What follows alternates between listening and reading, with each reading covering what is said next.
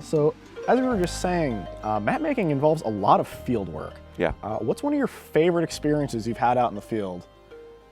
Oh, God, it's just, I loved all of it. I've had some beautiful days out there with some beautiful views and the thing is, the way that I map is I don't take trails if there are any, because the trails take the easiest route and that's never where the outcrop is. So I'm pretty sure that I've seen things that people haven't looked at, maybe in 100 years or so. And Oh, wow. so I would find all kinds of cemeteries out in the woods and some amazing cliffs and views. And some of it was frustrating because I would go through some logging slash, and that was really hard to do. And I got chased by coyotes, and there was and eaten by bugs. And so there's a bad side too. But overall, it was really a great experience. And if you were to ask me to say one day, what was my favorite experience, I just could never pin it down.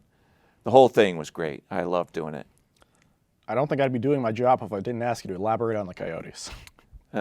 Well, so I think I was in Candia, in the Candia Quad, and I was pretty remote, and I was doing a bunch of small hills. And so I was at the top of this one hill, and I did all my geology stuff. So I carry everything in a backpack with a water, a camel bag and water, and I have a hammer and all my field note stuff and my rock testing points and all kinds of stuff that I use.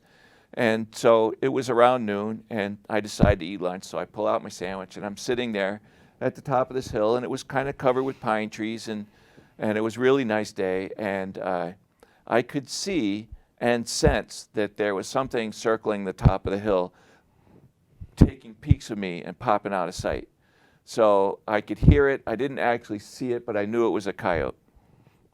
And I thought, well, it probably smells my lunch, so whatever.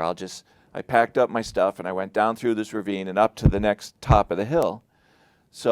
And there was a lot more rock out there, so I'm spread out all over the place doing my geology thing.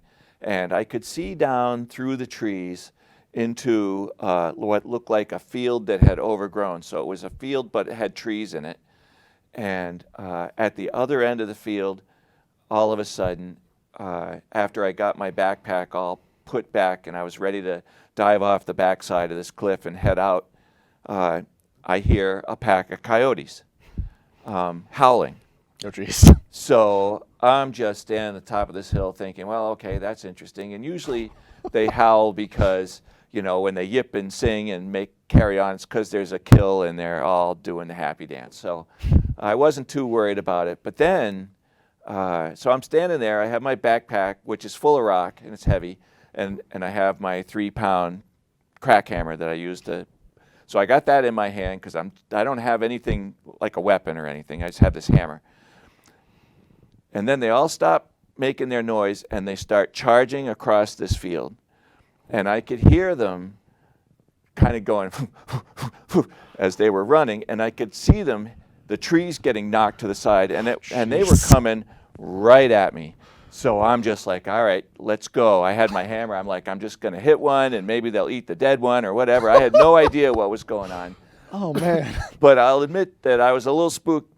And so they came right up to the hill and stopped. Dead silence. Like, I'm standing there ready, and just nothing. And I'm like, okay, that's worse.